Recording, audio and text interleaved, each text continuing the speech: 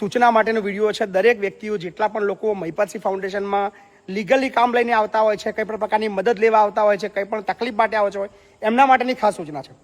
કંઈક ઇમરજન્સી હોય છે, કંઈક એવી તકલીફ હોય છે કે ચાલે એવું છે જ નહીં, તો તમારા માટે 24 કલાક દરવાજા ખુલ્લા છે।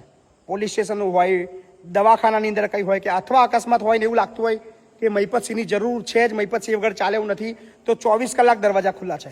પણ એ સિવાય સામાજિક ઝઘડાઓ, સામાજિક મેટરો, પરિવારના ઝઘડાઓ, જમીનની મેટરો, નાની મોટા જે વિવાદો, એ બધી મેટર માટે તમારે જો આવવું હોય તો એ મારી ઓફિસ છે વસો, સવારે 11થી લઈને બપોરે 2 વાગ્યા સુધી, વસો ચોકડી। ત્યાં જ આવજો। સંકુલમાં કોઈ પણ પ્રકારની મેટર લઈને કાનૂની મદદ માટે, સલાહ સૂચન માટે આવવું નહીં, જેની નોંધ લેવી।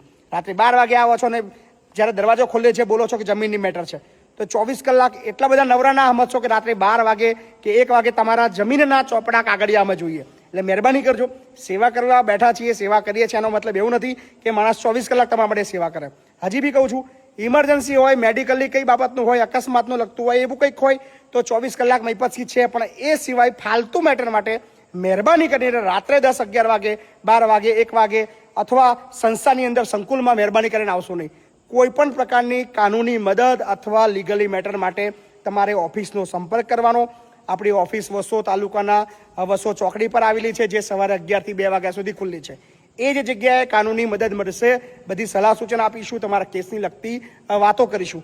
એ સિવાય સંકુલમાં, વૃદ્ધાશ્રમમાં કંઈ પણ પ્રકારની મહેરબાની કરીને મેટર લઈને આવશો, કારણ કે હું કદાચ હોઉં ના હોઉં, સ્ટાફ હેરાન થાય છે, જે બાળકો હોય છે એ હેરાન થાય છે। એટલે ખાસ સૂચના છે, એવું ના કરવું પડે પછી ઇન્સલ્ટ કરી રાત્રે કાઢવા પડે, કારણ કે મદદ કરવા જેવું કરીએ જ છે, પણ એનો મતલબ એ નથી કે તમારી ફાલતુની જે વાતો છે એ રાત્રે 2 વાગે કે 1 વાગે સાંભળીએ।